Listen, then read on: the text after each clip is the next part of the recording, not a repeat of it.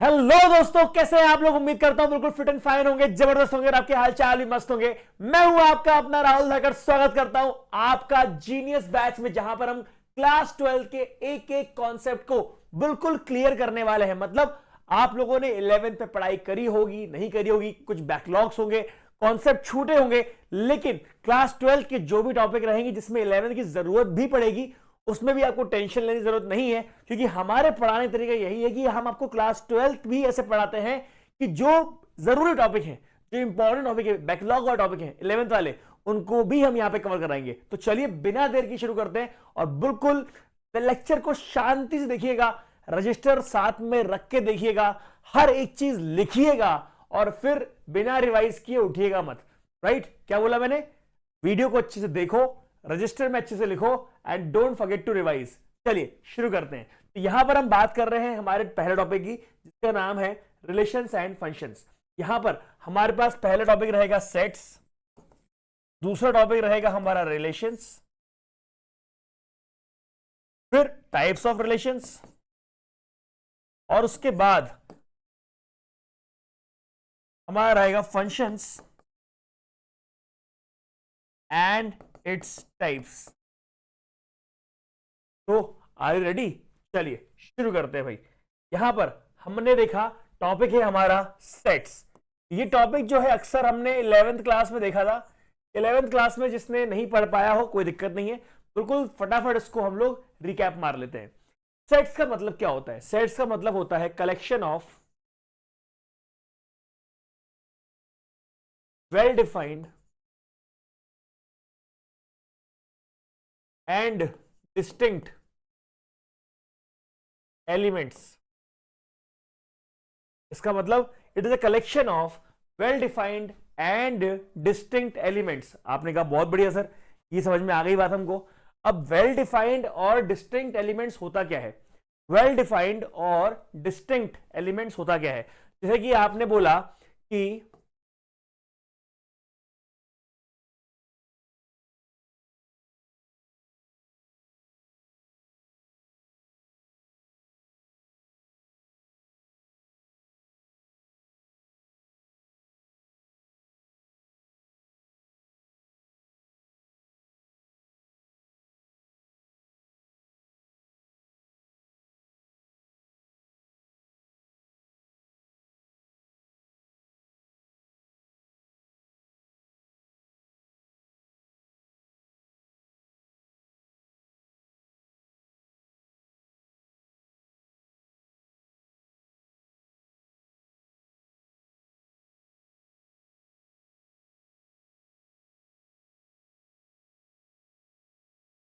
List of cleanest river in India.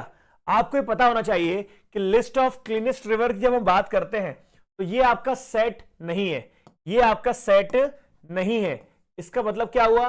ये आपका set नहीं है। इसका मतलब क्या हुआ कि यहां पर हम बात कर रहे हैं सेट्स की, और ये आपका फिलहाल सेट नहीं है, ये भी आपका सेट नहीं है और ये भी आपका सेट नहीं है। क्योंकि ये क्या है आपका? ये आपका, आपने बताया कि ये क्लियर नहीं है कि भैया क्लीन वाली रिवर का पैरामीटर क्या है। मतलब आपको पता देना चाहिए था कि रिवर का पीएच इससे कम हो, इससे ज्यादा हो, राइट? या फिर कोई ना कोई पैरामीटर आपको देना चाहिए था। जब तक पैरामीटर वेल डिफाइंड नहीं है, so there will be ambiguity, there will be doubt, और जब तक डाउट रहेगा तब तक आप इसको ये नहीं बोल सकते कि ये वाला नियम फॉलो कर रहा है। जैसे कि second example, list of topper in the class. आपने पैरामीटर क्लियर नहीं किया कि भाई टॉपर आपके लिए कौन है। हो सकता है कि आपके लिए टॉपर 75% से ऊपर हो सकता है कि मेरे लिए टॉपर 95 से ऊपर हो। तो अभी अगर टॉपर लिख दिया आपने तो आप भी कंफ्यूज, मैं भी कंफ्यूज, तो there will be ambiguity, that's why it is not a set. और वैसे ही list of best novel, list of best novel, जो नॉवल बेस्ट आपके लिए है वो नॉवल बेस्ट मेरे लिए नहीं होगी। इसका मतलब क्या हुआ कि अभी भी डाउट है, अभी भी कहीं ना कहीं एम्बिग्युइटी है। इसका मतलब नॉवल का पैरामीटर क्लियर करना चाहिए था कि बेस्ट कैसे आप बताते हैं। या फिर आप ये बोल देते कि list of novel written by Chetan Bhagat, या फिर लिख देते आप list of novels written by Shakespeare. इससे क्या होता कि क्लैरिटी रहती, दिक्कत नहीं रहती। जो नॉवल चेतन भगत ने लिखा है उसमें कोई डिस्पैरिटी नहीं है, कोई और इंसान बोलेगा नहीं कि मैंने लिखी है। जो नॉवल शेक्सपियर ने लिखी है it is very much clear, तो कोई दिक्कत नहीं रहती। इसलिए हम लोग को क्लियर होना चाहिए कि हम किसके बारे में बात कर रहे हैं। तो list of rivers travelling from east to west, हम ऐसा बोल देते तो रिवर्स का नाम आ जाता। List of topper scored more than 75%, ऐसा बोल देते तो कहां हो जाता। List of novel written by Chetan Bhagat, ऐसा बोल देते तो वो सेट बन जाता। पर right now these things are not set. अब सेट का रिप्रेजेंटेशन क्या होता है देख लीजिएगा, रिलेशंस का रिप्रेजेंटेशन क्या होता है ये देख लीजिएगा। उससे पहले बता दूं आप लोग को कि ग्रेड 12 में आपके पास जो टॉपिक्स हैं वो क्या क्या है, क्योंकि आपको इन टॉपिक से पहुंचने तक आपको सेट्स वगैरह क्लास 11 के बैकलॉग क्लियर होने चाहिए। रिलेशंस यहां पर बोल रहा है टाइप्स ऑफ रिलेशन क्या होते हैं, मतलब पहले वो रिलेशन को डिफाइन करने को बोलेगा आपसे कि 12th क्लास सिलेबस में रिलेशन क्या होता है हर बच्चे को पता होना चाहिए। तो जैसे ही रिलेशन को डिफाइन कर लोगे, रिलेशन की डेफिनेशन समझ जाओगे, प्रॉपर्टी समझ जाओगे, तो टाइप्स ऑफ रिलेशन आएगा। तो टाइप्स ऑफ रिलेशन कौन कौन से होते हैं, universal relation, empty relation, reflexive relation, symmetric relation, transitive relation, equivalence relation. और उसके बाद फंक्शंस के बारे में बात करेगा वो, फंक्शंस क्या होते हैं, और उसके बाद टाइप्स ऑफ फंक्शन क्या होते हैं, वन वन इंजेक्टिव फंक्शन क्या होता है, ऑन टू सर्जेक्टिव फंक्शन क्या होता है, डोमेन कोडोमेन क्या होता है, और बाइजेक्टिव फंक्शन क्या होता है। ये सब चीजें जो है आपके सिलेबस में है और इतने में से ही आपकी चीजें आएंगी। एक और चीज रहती है इसमें जो कंपोजिशन के नेक्स्ट पार्ट आता है, वो आता है कंपोजिशन ऑफ फंक्शन, और यहां पर वो दिया नहीं है। लेकिन आपका ये सिलेबस जो है मोटा मोटा जो आपको पूरे सिलेबस में से यहीं से ये जो स्लाइड दिख रही है इसमें से ही आपके एग्जाम में आने वाला है। चलिए यहां तक पहुंचने के लिए पहले सेट्स को खत्म करते हैं। सेट्स क्या है हमारा, सेट्स का रिप्रेजेंटेशन समझते हैं हम लोग क्या होता है, सेट्स का रिप्रेजेंटेशन समझते हैं।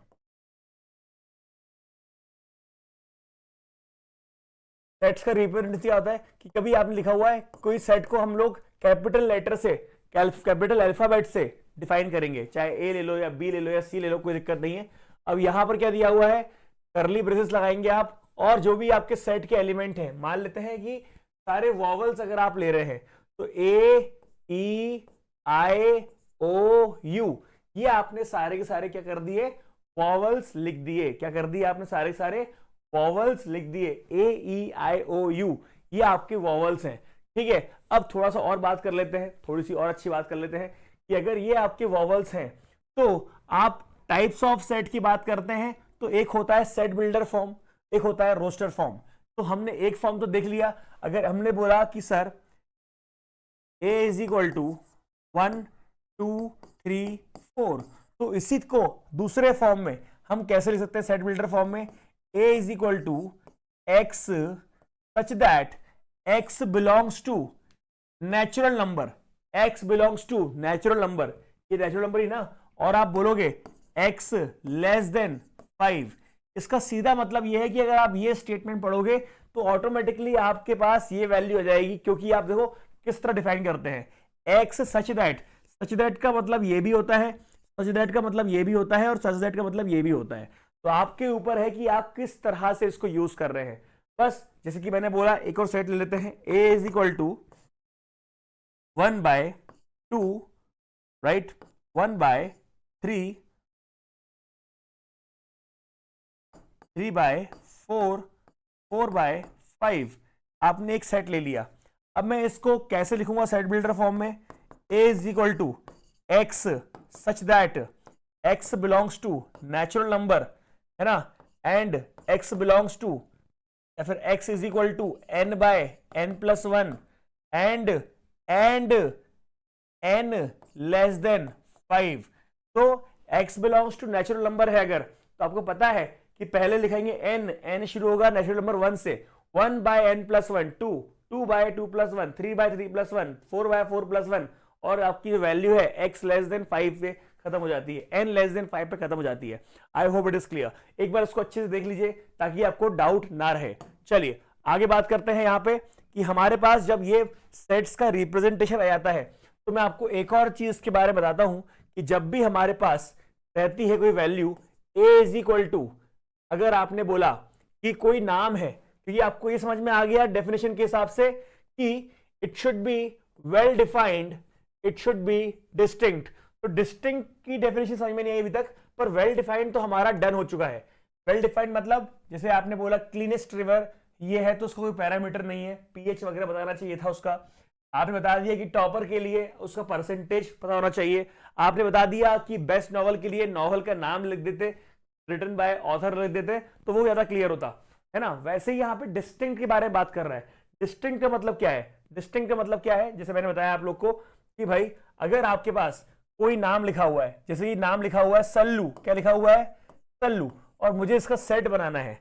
सल्लू में डबल एल आता है, मैं बोलूंगा write the list of letter used in writing name Sallu. क्या बोला मैंने? Write the list of letters या फिर alphabets used in writing the name Sallu. तो आपने सल्लू के नाम में क्या क्या अल्फाबेट यूज हुआ? आपने बोला SALU। तो आपने कहा सर ये कैसे हुआ, ये कैसे हुआ? एल तो यहां पे 2 बार आया था। तो मैं यही तो बोल रहा हूं डिस्टिंक्ट का मतलब क्या होता है, आपकी डेफिनेशन में क्लियर था। It should be well defined and distinct. Distinct भी क्लियर हो गया। अब डिस्टिंक्ट का मतलब होता है अलग अलग। There should be no repetition. Repetition नहीं होना चाहिए, बार बार कुछ भी नहीं आना चाहिए। तो भैया आपने बोला कि सल्लू में 2 बार आया है, लेकिन आपने 1 बार लिया। अब कोई भी लेटर, कोई भी अल्फाबेट 2 बार आए, 3 बार आए, 6 बार आए, लेकिन कोई भी लेटर यहां पर रिपीट नहीं होगा। कोई भी लेटर यहां पर रिपीट नहीं होगा, यही इसकी खास बात है। और यहां पर एक और चीज, पहली चीज तो ये क्लियर हो गई आप लोग को कि no letter will be repeated, right. और दूसरी चीज होती है कि इसका सीक्वेंस कुछ भी हो सकता है। सीक्वेंस का मतलब क्या होता है? A is equal to SLUA, ये भी यही सेट है। या फिर किसी ने लिख दिया UALS, ये भी इसी का सेट है। तो यहां पर order is not considered, order is not considered. तो सेट में हमने जो डेफिनेशन पढ़ी कि it should be collection of well defined and distinct elements. तो आई होप आप लोग को ये चीजें क्लियर हो गई होंगी। सेट्स का जानना जरूरी है, क्योंकि सेट्स का ही तो इस्तेमाल, बेसिक फॉर्म ऑफ सेट्स का इस्तेमाल हमारा होता है कहां पर?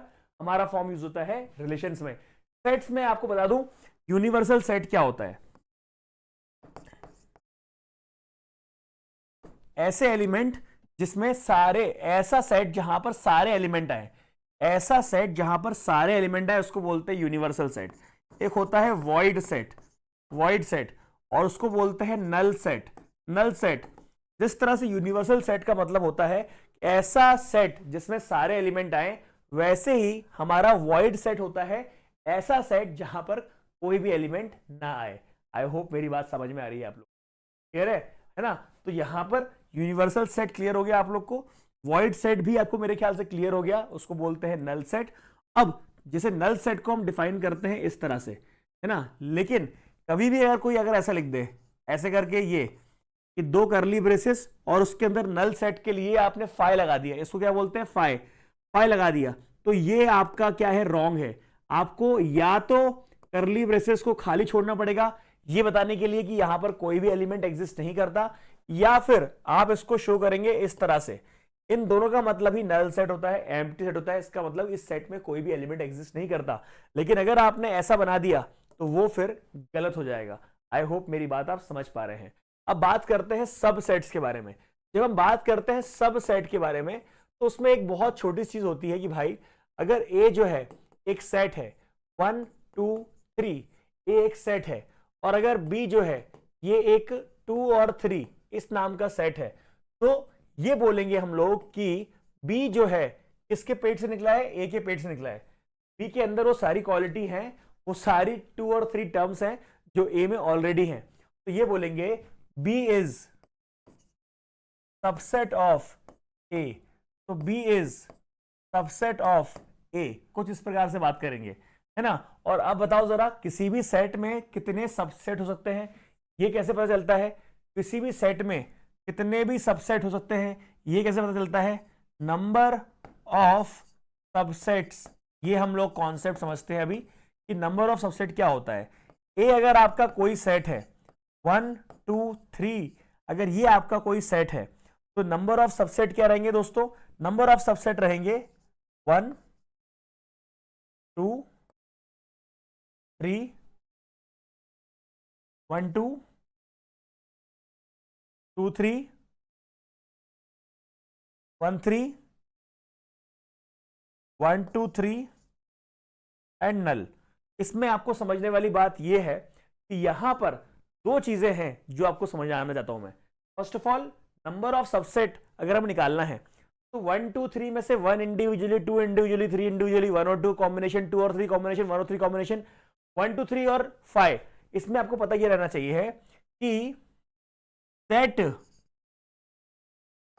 Is subset of itself. जो खुद सेट रहेगा वो अपने सबसेट का हिस्सा हमेशा रहेगा। ए अगर आपका 1 2 3 है, ए अगर आपका 1 2 3 है तो वो हमेशा अपने सबसेट का हिस्सा रहेगा किसी ना किसी तरह से, ठीक है। तो ए अगर आपने 1 2 3 लिख दिया है तो वो that will be part of itself every time. अच्छा, दूसरी चीज क्या है? दूसरी चीज क्या है? दूसरी चीज ये है कि नल लिखा हुआ है, तो null set is subset of all set. Null set is subset of every set. Null set जो है वो यूनिवर्सल है, वो हर सेट का पार्ट रहेगा। जब हम सबसेट लिखते हैं या नंबर ऑफ सबसेट लिखते हैं तो हमको एक पता चल रहता है चीज कि 2 टू द पावर n का फॉर्मूला होता है। क्या मेरी बात समझ में आ रही है? 2 टू द पावर n की, है ना। कितने एलिमेंट थे? देखो 1 2 3 4 5 6 7 8। ये बहुत सिंपल सी चीज है कि जब हम सबसेट लिखते हैं, नंबर ऑफ सबसेट लिखते हैं दोस्तों, तो यहां पर फॉर्मूला आता है 2 टू द पावर n। अगर आपने सेट ए लिया था 1 2 3 तो आपने देखा इसमें टोटल 8 सेट आए थे, तो हमने बोला 2 to the power 3 is equal to number of subset, है ना। Number of subset 2 to the power 3 होता क्या है? 8 होता है। यहां आप देख के भी रख रहे हो, यहां पर आप देख के भी रख रहे हो कि हमने सबसेट लिखे तो यहां पर टोटल नंबर ऑफ सबसेट कितने आए थे? 8। कितने आए थे? 8। तो ये जो होता है फॉर्मूला, अगर 4 एलिमेंट रहेंगे तो 2 की पावर 4 हो जाएगा, 2 की पावर 7 हो जाएगा, 7 एलिमेंट रहेंगे तो, अगर 10 एलिमेंट रहेंगे 2 की पावर 10 हो जाएगा। क्लियर है? इसको बोलते हैं नंबर ऑफ सबसेट। लेकिन एक और चीज होती है, वो होता है प्रॉपर सेट। क्या होता है प्रॉपर सेट? ये जो थे ये नंबर ऑफ सबसेट थे। प्रॉपर सेट वो होता है जिसमें set itself is not a part of proper set. Set itself is not a proper set of itself. क्या मेरी बात समझ में आ रही है? क्या मेरी बात समझ में आ रही है? Set itself is not a proper set of itself. तो आपने बोला ठीक है सर, कोई दिक्कत ही नहीं है, set itself is not a part of proper set. इसका मतलब क्या हुआ कि इसमें कितने सबसेट रहे थे? इसमें टोटल 8 सबसेट रहे थे। टोटल इसमें 8 सबसेट रहे थे। जब इसमें 8 सबसेट रहे थे पर उसमें से 1 2 3 भी एक था, तो अगर मैं उसको हटा दूं, तो फिर कितने सेट बचेंगे? अगर मैं इसको हटा दूं तो फिर कितने सबसेट बचेंगे? आपने कहा सर अगर मैं इसको हटा दूं तो 7 बचेंगे। तो अगर मैं बोलूं number of proper subset, number of proper subset क्या होगा? तो आप बोलोगे 2 to the power n minus 1, क्योंकि नंबर ऑफ सेट्स रहेगा आपका 2 टू द पावर n, लेकिन नंबर ऑफ प्रॉपर सबसेट रहेगा आपका 2 to the power n minus 1। क्या मेरी बात समझ में आ रही है? 2 टू द पावर n जो रहेगा वो रहेगा आपका नंबर ऑफ सबसेट, और नंबर ऑफ प्रॉपर सबसेट जो रहेगा वो रहेगा आपका 2 to the power n minus 1। जैसे कि अगर मैं बात करूं आपसे एशिया की, एशिया के अंदर क्या आता है? एशिया के अंदर आता है इंडिया। क्या आता है? इंडिया। उसके अंदर क्या आता है? उसके अंदर आता है मध्य प्रदेश। उसके अंदर क्या आता है? उसके अंदर आता है भोपाल। तो हम क्या बोलेंगे? Bhopal is subset of Madhya Pradesh, है ना। आपको एक और चीज समझा दूं, प्रॉपर सबसेट में आपने देखा, प्रॉपर सबसेट में देखा कि भाई यहां पर सेट अपने पार्ट नहीं था, मतलब जितने भी सेट सबसेट बने वो सेट से छोटे थे। 1 2 3 गायब था, मतलब जिस तरह से यहां पर 1 2 3 भी आ गया था, अब प्रॉपर सबसेट करने में 1 2 3 नहीं आएगा। इसका मतलब जब प्रॉपर सबसेट बोलते हैं तो जो सबसेट है वो कभी भी प्रॉपर सेट के बराबर नहीं होगा, हमेशा उससे छोटा होगा, है ना। यहां पर भी आपको ये बता दूं मैं कि ये जो सेट का एग्जांपल दिया है, यहां पर मैं प्रॉपर सेट की, प्रॉपर सबसेट की ही बात करने वाला हूं। प्रॉपर सबसेट में क्या होता है कि कोई भी अपने मदर सेट से बराबरी नहीं करता। जैसे कि क्या आप अपनी मम्मी से बराबरी कर सकते हैं? आप मम्मी से निकले हुए सबसेट हैं, आप अपनी मम्मी के सबसेट जरूर हैं, लेकिन मम्मी की सारी क्वालिटी आपके अंदर आई तो है, लेकिन आप मम्मी की बराबरी नहीं कर सकते, मम्मी से आप हमेशा छोड़े रहेंगे। तो you are proper subset of your mother, you are proper subset of your father. Yes और नो? अरे हाँ या ना? यहां पर वही है कि Bhopal is a proper subset of MP, Bhopal is proper subset of India, Bhopal is proper subset of Asia, है ना? MP is proper subset of India, MP is proper subset of Asia, Bhopal is proper subset of Asia. इस तरह से आप बोलेंगे तो आपको समझ में आएगा। अच्छा, आपको ये चीज क्लियर हुई। पावर सेट क्या होता है? पावर सेट जैसे कि एशिया के अंदर ही सारे सेट आए हैं, तो मदर सेट यहां पे कौन हुआ? एशिया हुआ। तो Asia will be called as power set. Clear है? Asia will be called as power set. I hope it is clear. ठीक है, इतना समझ में आ गया। अब बात करते हैं रिलेशंस पे। क्यों?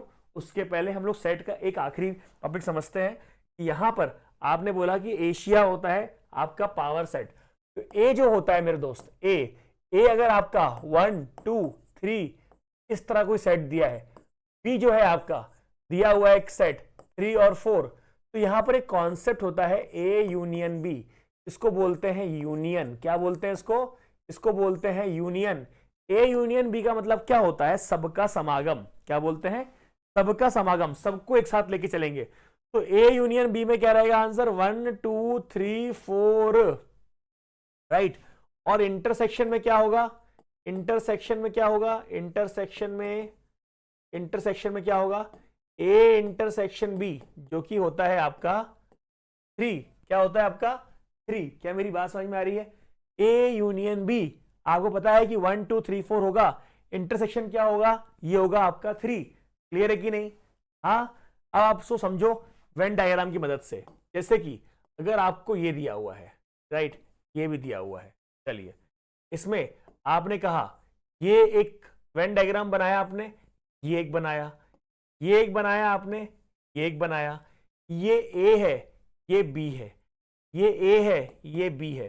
तो हमने बोला भाई कि इसमें ए यूनियन बी को दर्शा दो, इसमें ए इंटरसेक्शन बी को दर्शा दो, राइट। तो आपने क्या किया? क्या किया भाई बताओ?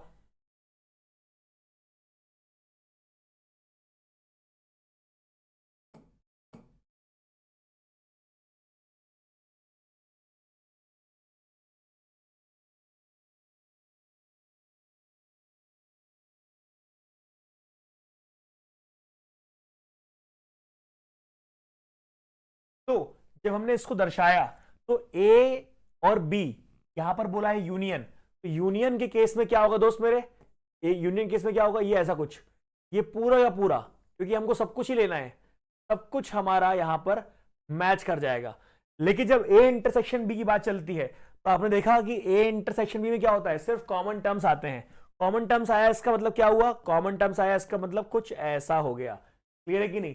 तो आपने ए यूनियन बी का आंसर निकाल दिया और ए इंटरसेक्शन बी का आंसर निकाल दिया। क्लियर है?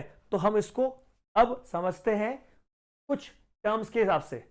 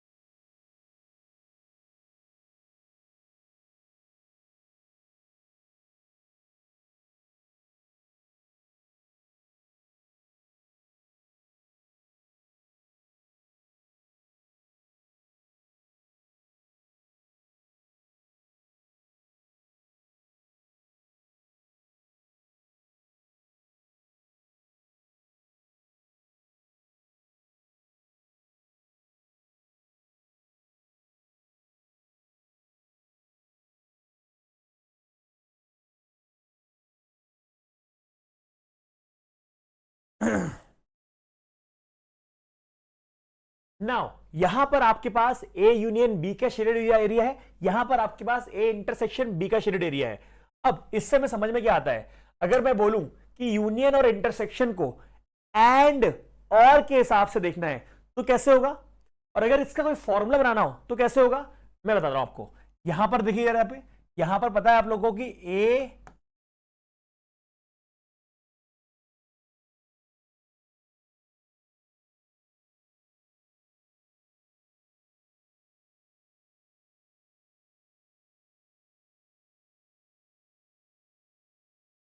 यहां पर क्या हुआ, ए और बी, ये अगर ऐसा होगा तो यूनियन है। ये क्या है, ये आपका यूनियन है। ए यूनियन बी मतलब या तो ए से निकाल लो या और बी से निकाल लो, तो वो क्या रहेगा आपका A union B. A intersection B का मतलब होता है ए एंड बी। क्या होता है मेरे भाई, ए एंड बी।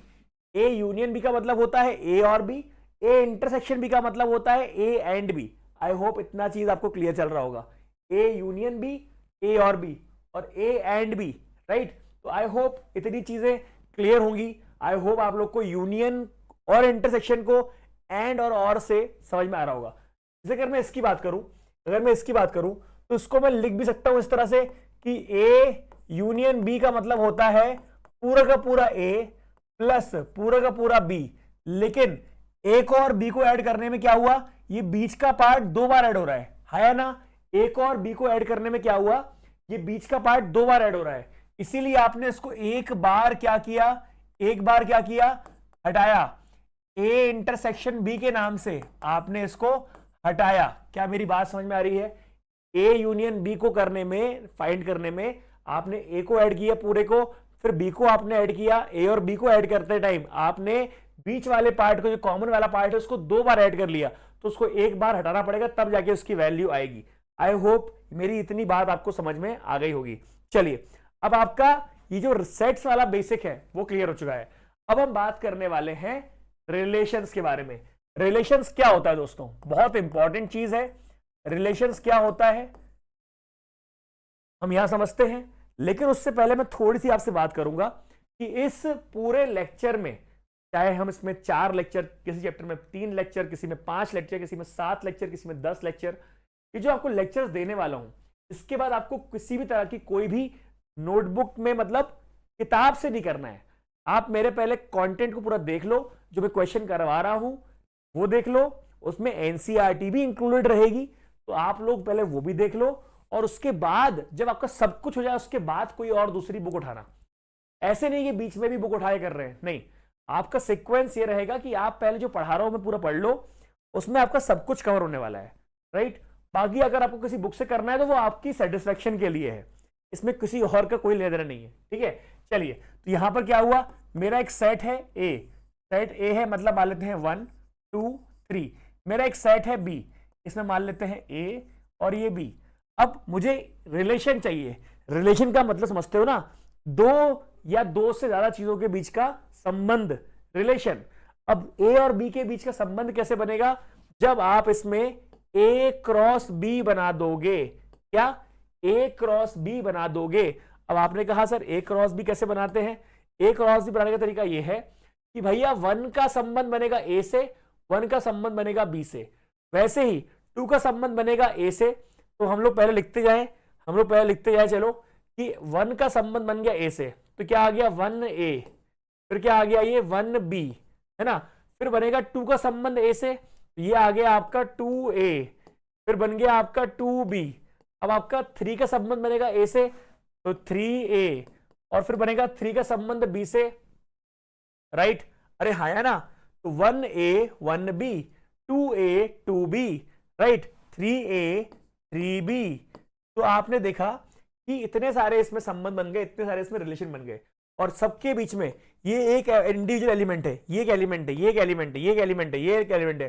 तो हम लोग सेट को किस तरह रिप्रेजेंट करते थे, सेट को रिप्रेजेंट करते थे हम लोग कि elements are written inside the curly braces, elements are written inside the curly braces and they are separated by comma, तो यहां पर भी अभी वही चल रहा है ना।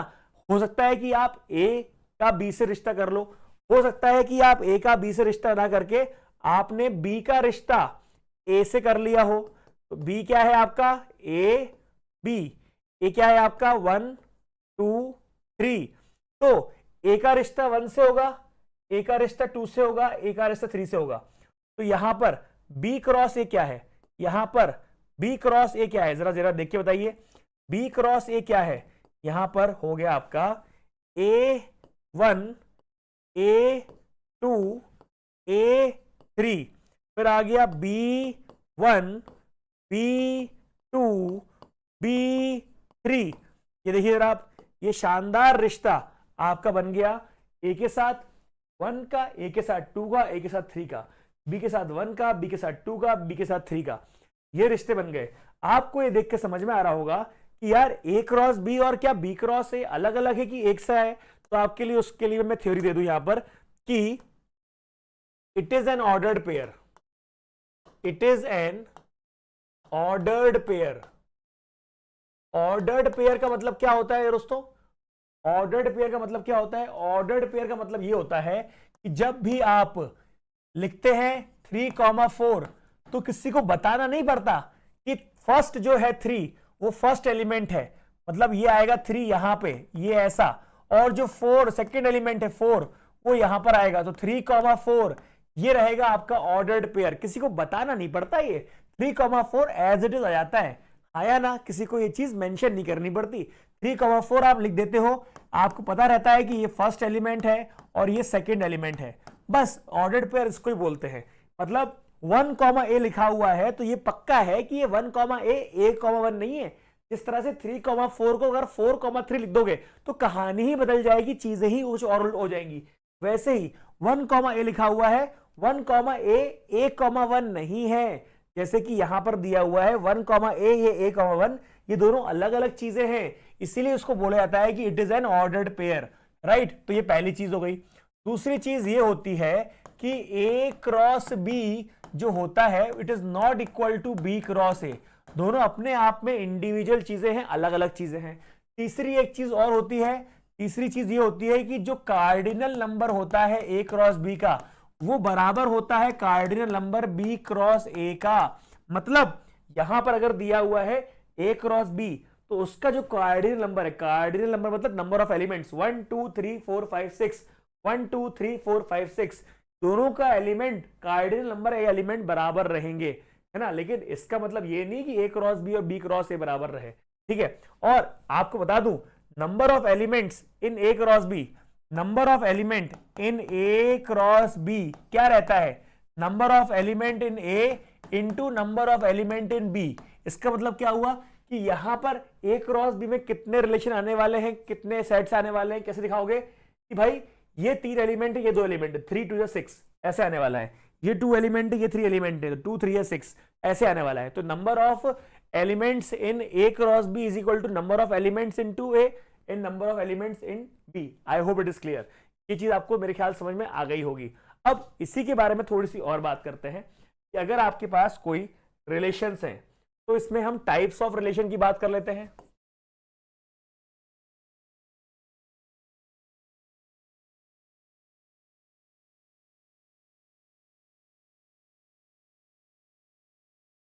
जब हम बात करते हैं टाइप्स ऑफ रिलेशन की तो उसमें एक बहुत ही इंपॉर्टेंट चीज आती है दोस्तों, और वो होती है कि इसमें टोटल देखा जाए तो 6 टाइप के रिलेशन होते हैं, ठीक है। अब उसमें अगर बात की जाए तो रिफ्लेक्सिव से हम शुरू करते हैं, रिफ्लेक्सिव, सिमेट्रिक, राइट। तो हम आपको ये बताना चाहते हैं यहां पे कि जब हम बात करते हैं टाइप्स ऑफ रिलेशन की तो आपको ये पता होना बहुत जरूरी है यहां पे कि जब हमारे पास टाइप ऑफ रिलेशन की हम बात करें तो पहला अगर सिमेट्रिक रिलेशन है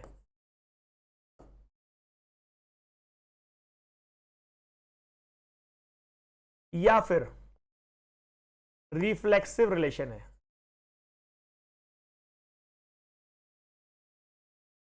या फिर आइडेंटिटी रिलेशन है,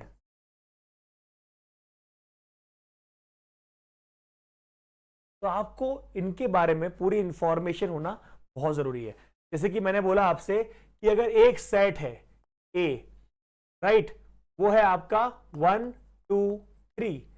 अब अभी तक हमने क्या किया था, हमने दो सेट लिए थे, ए और बी। ए के हमने एलिमेंट ले लिए थे, बी के हमने एलिमेंट ले लिए थे। लेकिन ये जरूरी नहीं है कि हर बार आपको दो एलिमेंट लेने पड़े। हो सकता है कि आपको ए का रिश्ता ए से ही करना पड़े, मतलब ए का रिश्ता ए से, मतलब कि ए क्रॉस ए करना पड़े। क्या करना पड़े? ए क्रॉस ए। तो ये रिश्ता कैसे करेंगे आप लोग, जरा बताइए, ये रिश्ता कैसे करेंगे आप लोग? तो आप बोलेंगे सर 1 का 1 से, 1 का 2 से, 1 का 3 से, 2 का 1 से, 2 का 2 से, 2 का 3 से, 3 का 1 से, 3 का 2 से, 3 का 3 से। तो आपके एलिमेंट क्या आएंगे जरा बताइए? आपके एलिमेंट क्या आएंगे? 1 1 1 2 1 3 2 1 2 2 2 3 3 1 3 2 3 3, राइट। 1 1 1 2 1 3 2 1 2 2 2 3 3 1 3 2 3 3। तो आपने ए क्रॉस ए कर दिया, ए का रिश्ता ए से कर दिया, ठीक है। अब आपने क्या किया यहां पर, जरा ध्यान दीजिएगा कि 1 1 1 2 1 3 2 1 2 2 2 3 3 1 3 2 3 3 कर दिया आपने। ए क्रॉस ए तो कर ही दिया। अब ए क्रॉस ए में आपको रिफ्लेक्सिव रिलेशन कोई बोले या सिमेट्रिक रिलेशन बोले या आइडेंटिटी रिलेशन बोले, तो भैया आइडेंटिटी और रिफ्लेक्सिव दोनों लगभग लगभग सेम है। मतलब यहां पर भी क्या रहेगा, आपका जो सेट रहेगा दोस्त, क्या रहेगा? आर, आर मतलब रिलेशन, इज इक्वल टू क्या रहेगा? R relation X such that X belongs to A, मतलब जो आपके एलिमेंट हैं वो ए रहेंगे, और आपका मतलब यहां पर जो रिलेशन रहेगा उसमें तो कोऑर्डिनेट के फॉर्म में रहेगा, एक्स का और वाई रहेगा। तो X belongs to A, Y also belongs to A. अरे दोनों चीज आपकी, दोनों ही सेट ए के और ए के बीच में रिश्ता चल रहा है। तो यहां पर भी आपको बोला जाएगा कि ए कॉमा ए, रिफ्लेक्सिव का मतलब ए कॉमा ए, खत्म। यहां पर भी आइडेंटिटी का मतलब ही होता है आइडेंटिकल। आइडेंटिटी का मतलब क्या होता है? आइडेंटिकल। आइडेंटिकल में क्या रहेगा आपका? आपका आइडेंटिकल में रहेगा R is equal to x Y, फिर से वही चीज, X belongs to A, Y belongs to set A, and again A comma A, या फिर आप बोल दो बी कॉमा बी, है ना। सिमेट्रिक रिलेशन में क्या होता है दोस्त मेरे? सिमेट्रिक में होता है कि भैया आपने आर ले लिया, आपने लिख दिया एक्स वाई, एक्स belongs to set A, Y belongs to set A, है ना।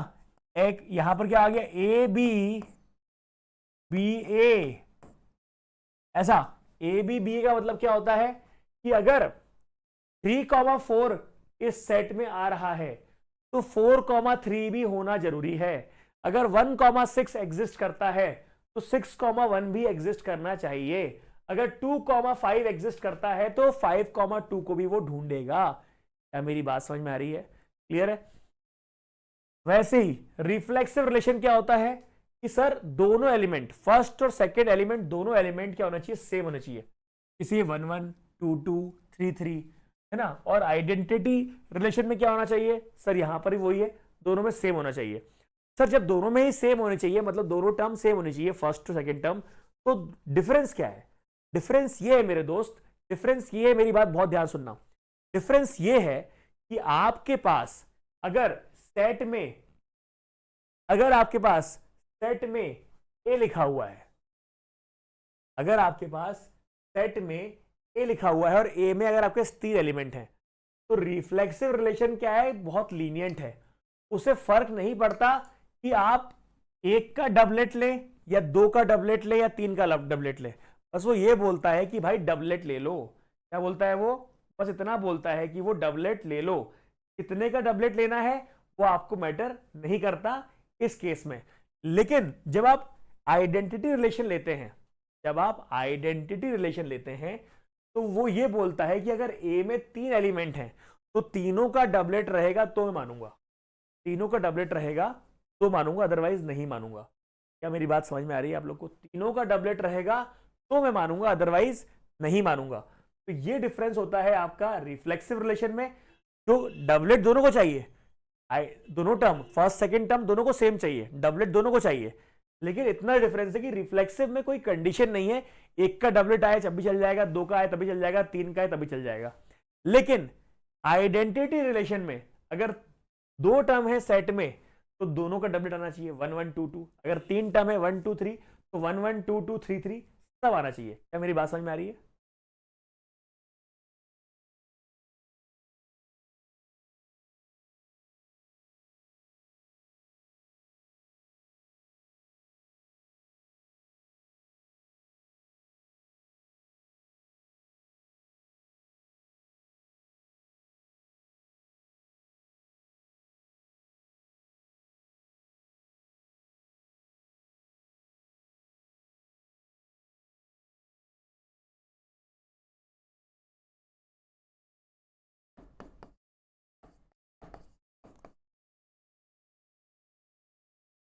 अगला होता है एम्प्टी रिलेशन। अब आप बोलेंगे ये एम्प्टी रिलेशन क्या होता है दोस्त? तो एम्प्टी रिलेशन वो होता है मेरे भाई कि आपने बोला कि सर एम्प्टी रिलेशन का मतलब क्या हुआ? तो एम्प्टी रिलेशन का मतलब होता है कि इसमें कोई भी टर्म नहीं आएगी। जैसे कि मैं एग्जाम्पल के तौर पर दे दूंगा आप लोग को। एग्जाम्पल में ये है अपना कि हमारे पास अगर बाय चांस ये बोल दिया गया R is equal to x y, है ना, x belongs to set A, y belongs to set A, x plus y should be greater than equal to 10। तो आप मुझे बताओ, इतने सारे टर्म्स आपने लिखे, ए का ए से रिश्ता लिखा, तो कितने टर्म्स आए? 6 टर्म्स आए, है ना।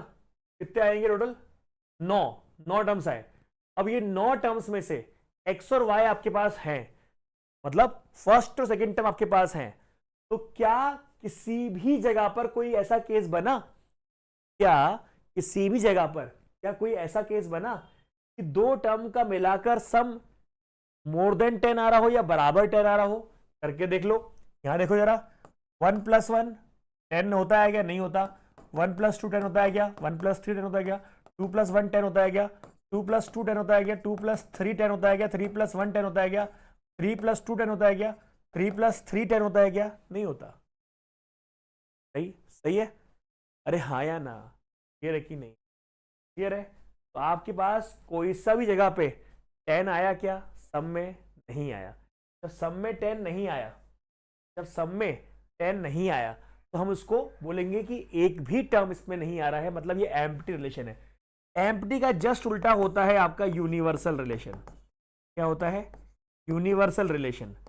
जिस तरह से एम्प्टी रिलेशन में कोई भी टर्म नहीं आ रहा था, उसी तरह से यूनिवर्सल रिलेशन में सारे टर्म आ जाएंगे। मतलब ये जो 9 के 9 टर्म्स हैं, ये सारे टर्म आ जाएंगे। ये बोलते हैं उसको यूनिवर्सल रिलेशन। मतलब जिस तरह से एम्प्टी रिलेशन में कोई भी नहीं आने को तैयार हो रहा था, वैसे यूनिवर्सल रिलेशन में सारे के सारे एंट्री मार लेंगे। अब आपने कहा सर कैसे? जैसे कि एक सेट ये है,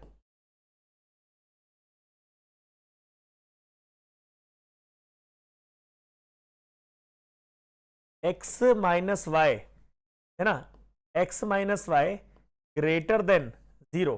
अब यार ये तो बहुत सिंपल सी बात है कि अगर दो टर्म का हम सब्ट्रैक्शन करते हैं, डिफरेंस निकालते हैं, या तो वैल्यू पॉजिटिव आएगी या नेगेटिव आएगी, करेक्ट।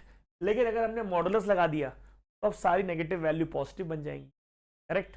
इसका मतलब ये है कि अगर आपके पास मॉडुलस साइन रहता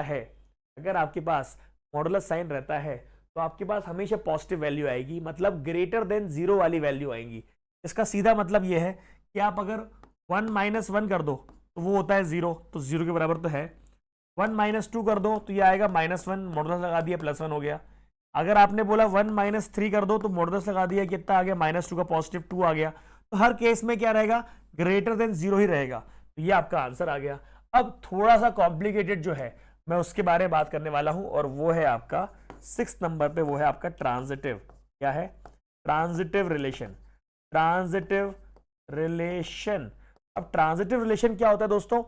यहां पर R is equal to x y such that x belongs to A, y belongs to A, ये तो है ही। लेकिन वो ये बोलता है आपसे कि अगर कोई टर्म है आपके पास AB एंड कोई टर्म है आपके पास BC, तो वो बोलता है कि ए कॉमा सी भी आपके टर्म में होनी चाहिए। अब इसका मतलब क्या हुआ, इसका मतलब थोड़ा सा आपके लिए कॉम्प्लिकेटेड हो सकता है। कि कॉम्प्लिकेटेड ये है ट्रांजिटिव में कि अगर आपको कोई सेट मिला, अगर आपको कोई सेट मिला, सेट में दिया हुआ है आपके लिए, सेट में दिया हुआ है 1 2 3, इसके हमने कोई रिलेशन निकाले है ना, उसमें आ गया 1,3 है ना, और ये आ गया 1 2 3 4 5, ऐसा ले लेते हैं। एक आ गया आपके पास 1,3, एक आ गया आपके पास 3,5 है ना, एक आ गया आपके पास 3,5।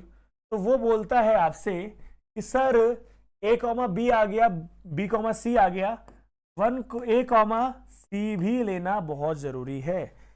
ए कॉमा बी आ गया, बी कॉमा सी आ गया, तो ए कॉमा सी भी लेना बहुत जरूरी है। दोबारा बोल रहा हूं, ए कॉमा बी आ गया, बी कॉमा सी आ गया, तो ए कॉमा सी भी होना बहुत जरूरी है। ये क्या है आपका, देखिए ना, अगर उसको ए कॉमा बी मिल गया और अगर उसको बी कॉमा सी मिल गया, तो ए कॉमा सी की तलाश भी वो करेगा, करेगा ही करेगा। क्लियर है कि नहीं, क्लियर है कि नहीं। ए कॉमा बी मिल गया, बी कॉमा सी मिल गया, तो ए कॉमा सी की तलाश वो करेगा ही करेगा। ये रूल है, ये नियम है। क्लियर है, ये नियम है।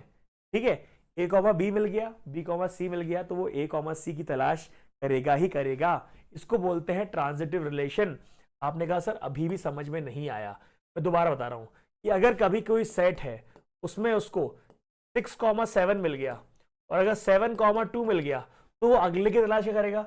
उसको अगर ए कॉमा बी मिल गया, बी कॉमा सी मिल गया, तो वो अगले की तलाश 6,2 की करेगा ही करेगा। ये नहीं मिलेगा अगर उसको, तो वो ट्रांजिटिव रिलेशन नहीं कहलाएगा। वो नहीं मिलेगा तो वो ट्रांजिटिव रिलेशन नहीं कहलाएगा। अच्छा, इसमें एक और बात है, इसमें एक और इंपॉर्टेंट वो बात ये है कि अगर 6,7 है, 7,2 है, 6,2 ढूंढ रहा है वो, ठीक है, लेकिन अगर उसको ए कॉमा बी मिल गया और उसको अगर बी कॉमा सी नहीं मिला, तो वो ए कॉमा सी की तलाश भी नहीं करेगा। वो उतने ही केस में ट्रांजिटिव हो जाएगा। क्या मेरी बात समझ में, मैं ये बोलना चाह रहा हूं आपसे कि अगर कभी उसको ए कॉमा बी मिला, बी कॉमा सी मिला और ए कॉमा सी मिला, तो ठीक है, ट्रांजिटिव हो जाएगा। लेकिन अगर वो ए कॉमा बी के पास गया और उसको बी कॉमा सी नहीं मिला, तो वो ए कॉमा सी की तलाश नहीं, वो ए कॉमा सी की तलाश नहीं करेगा। क्लियर है कि नहीं, ए कॉमा सी की तलाश नहीं करेगा। ए कॉमा बी, बी कॉमा सी और ए कॉमा सी में वो ए कॉमा बी मिल गया तो उससे सेटिस्फाई हो जाएगा और वो ट्रांजिटिव हो जाएगा। राइट, मैं आपको कुछ एग्जांपल दे रहा हूं, आप मुझे बताना कि वो ट्रांजिटिव है कि नहीं।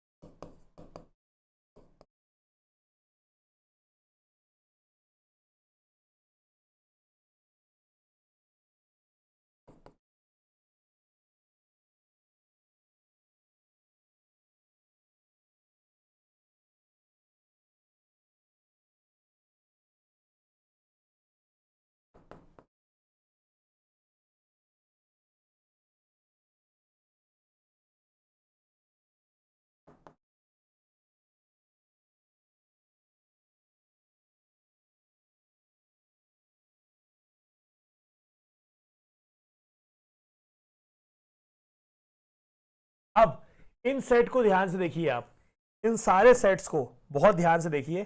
अब मुझे बताइए कि क्या लगता है आपको, कौन सा ट्रांजिटिव सेट है, कौन सा ट्रांजिटिव रिलेशन है और कौन सा ट्रांजिटिव रिलेशन नहीं है। एक बार पूरे डेफिनेशन को अच्छे से देख लीजिए एंड लेट मी नो कौन सा ट्रांजिटिव है और कौन सा ट्रांजिटिव नहीं है।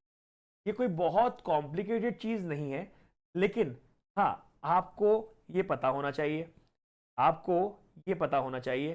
बताइए जरा फटाफट, क्या रहेगा आंसर इसका, बोलिए बेटा, बताइए, what shall be the answer. ये ट्रांजिटिव है या नहीं, बताओ, ये ट्रांजिटिव है या नहीं है। अच्छे से देखो, समझो, बताइए ये ट्रांजिटिव है या नहीं। बताइए, कॉम्प्लिकेटेड तो नहीं है ये। देखो ए कॉमा बी, बी कॉमा सी, ए कॉमा सी, सर ये ट्रांजिटिव है क्योंकि इसमें ए कॉमा बी भी है, बी कॉमा सी भी है और ए कॉमा सी भी है। 5,6, 6,2, सर इसमें ए कॉमा बी है, बी कॉमा सी भी है, पर अगला टर्म क्या होना चाहिए था ट्रांजिटिव होने के लिए? 5,2 होना चाहिए था, वो यहां पर। ठीक है सर, 5,6 आइए ट्रांजिटिव है या नहीं? सर बहुत सिंपल सी बात है, यहां पर हमको पता है कि ए कॉमा बी तो मिल गया, बी कॉमा सी नहीं मिला, तो ए कॉमा सी भी क्यों ही मिलेगा? अब अगर आप अपने 10th क्लास में हैं और अगर आप अच्छे नंबर ले आते हैं तो आपके माँ बाप की इच्छाएं बढ़ जाती हैं, तमन्नाएं बढ़ जाती हैं, तो वो बोलते हैं कि तुम आईआईटी भी निकालो, है ना। लेकिन अगर तुम 10th में ही अच्छे नंबर लेके नहीं आए तो वो तुम्हें घर से निकाल तो देंगे नहीं, घर से निकाल तो देंगे नहीं। 10th में ही तुम अच्छे नंबर लेके नहीं आए तो वो आपसे कम से कम आईआईटी के लिए प्रेशर नहीं डालेंगे। वैसे ही जब उसको ए कॉमा बी मिला और बी कॉमा सी नहीं मिला तो वो ए कॉमा सी के लिए प्रेशर नहीं डालेगा और उसको यहीं पे ट्रांजिटिव कर देगा। ए कॉमा बी मिल जाता और बी कॉमा सी मिल जाता तो फिर वो ए कॉमा सी की तरफ चला जाता। तो ठीक है, ये देखो 1,2 मिल गया, 5,6 मिल गया, 7,9। आपको नहीं लगता कि ये सारी चीजें अलग अलग हैं? मतलब सारी चीजें ही अपने आप में ए कॉमा बी, ए कॉमा बी, ए कॉमा बी है, उसको बी कॉमा सी किसी को नहीं मिल रहा। जब बी कॉमा सी किसी को नहीं मिल रहा तो वो ए कॉमा सी को ढूंढ भी नहीं रहा। अरे हाँ है ना, जब वो ए कॉमा बी है, ये भी ए कॉमा बी है, ये भी ए कॉमा बी है, तो बी कॉमा सी को ढूंढ भी नहीं रहा। तो ये जो है आपका ये ट्रांजिटिव है क्योंकि ये सारे के सारे इंडिविजुअली अपने आप में ए कॉमा बी है। सही है। अब ये बताओ 1,2, 2,3, 3,9, 1,3 क्या है? ये 1,2 है, 2,3 है, ये 3,9 है, 1,3 है। इसका मतलब क्या हुआ? इसका मतलब ये हुआ कि 1,2 है, ये 2,3 है, ए कॉमा बी है, बी कॉमा सी है, ये ए कॉमा बी है, ये बी कॉमा सी है, ए कॉमा सी है क्या सर? 3,9 है। ओ जबकि 1,3 होना चाहिए था, 1,3 लिखा हुआ है सर। मतलब ये और ये आपस में अपना ए कॉमा बी, बी कॉमा सी और ए कॉमा सी का डब्बा बना रहे हैं। ठीक है, लेकिन ये इंडिविजुअल है तो सर अपना ये तो पूरा हो गया ना, ये इंडिविजुअल है तो कोई दिक्कत ही नहीं है, ये तो ट्रांजिटिव है, ये तो अपने आप में खुद का नया ए कॉमा बी है, ये अपने आप में खुद का नया ए कॉमा बी है, तो दिक्कत ही नहीं है, राइट। अच्छा अब क्या हुआ यहाँ पे? आर क्या है आपका? 1, 3 और 3, 7 क्या है आपका? 1, 3 और 3, 7। अब जब 1, 3 और 3, 7 दिया हुआ है तो ये ए कॉमा बी है और ये बी कॉमा सी है, अगला क्या होना चाहिए था? ए कॉमा सी होना चाहिए था, लेकिन नहीं है, ये ट्रांजिटिव भी नहीं है। अब ये हुआ क्या? ये 1,2 है, ये 3,3 है, ये 7,9 है, ये 11,2 है। आप खुद देखिए, ये 1,2 है, ओके, ये 3,3 है, नो कनेक्शन, 7,9 है, नो कनेक्शन, 11,2 है, नो कनेक्शन। ये चारों अपने आप में एक नए ए कॉमा बी है, ये चारों अपने आप में नए ए कॉमा बी है। इसका मतलब ये जो है आपका ट्रांजिटिव है। क्या मेरी बात समझ में आ रही है? एक बार और समझते हैं। जैसे कि अगर मैं बात करता हूं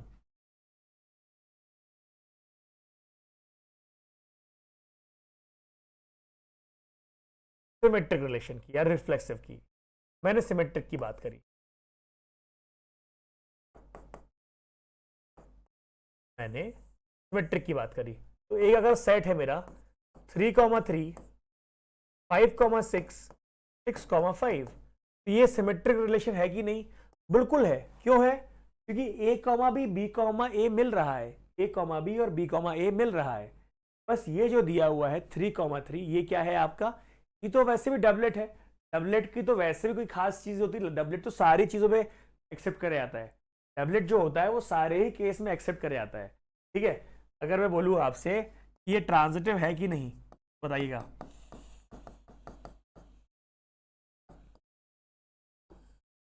वन कॉमा 7, 7,1 और ये आ गया 1,1। तो भाई ये देखा जाए तो ये आपका ट्रांजिटिव भी है एंड ये आपका सिमेट्रिक भी है। अरे हाँ या ना? ए कॉमा बी, बी कॉमा सी और ए कॉमा सी। ए कॉमा सी का तो आपने कंडीशन सेटिस्फाई कर रहा है ना, और ए कॉमा बी और बी कॉमा ए सिमेट्रिक का भी कर रहा है, ये ट्रांजिटिव भी है और सिमेट्रिक भी है। क्लियर है, आया ना। और ये रिफ्लेक्सिव जो होता है यही 7,7 या 8,8 ये रिफ्लेक्सिव है, राइट। आइडेंटिकल में भी क्या होता, बस सारे एलिमेंट आ जाते सेट के, वो भी आपका आइडेंटिकल हो जाता। मतलब रिफ्लेक्सिव का मतलब होता है कि भाई सब सेम टर्म्स आए, डबलेट आए, पर सारे आए या ना आए ये मैटर नहीं करता। लेकिन आइडेंटिकल में जो होता है सारे के सारे टर्म्स आने, सारे के सारे जरूरी होते हैं। क्या मेरी बात समझ में, क्या मेरी बात समझ में आ रही है? क्लियर है। अब थोड़ा सा आगे बढ़ते हैं।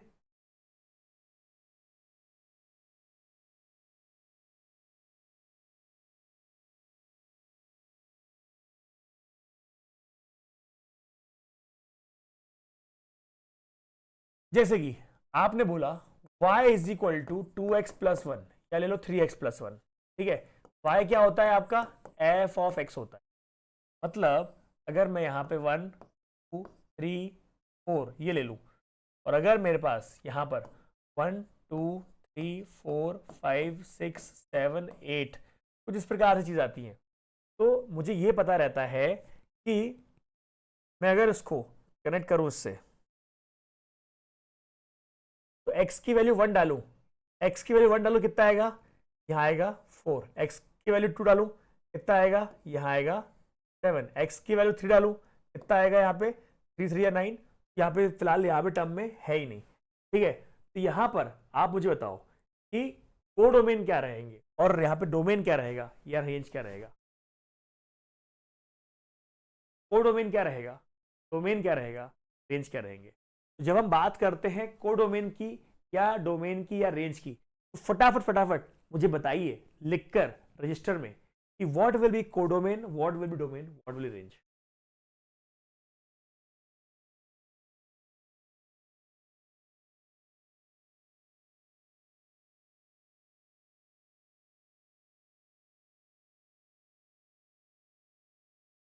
नाउ डोमेन क्या होता है, डोमेन ऑफ फंक्शन जो होता है वो होता है आपके ऑल इनपुट। क्या होते हैं, ऑल इनपुट।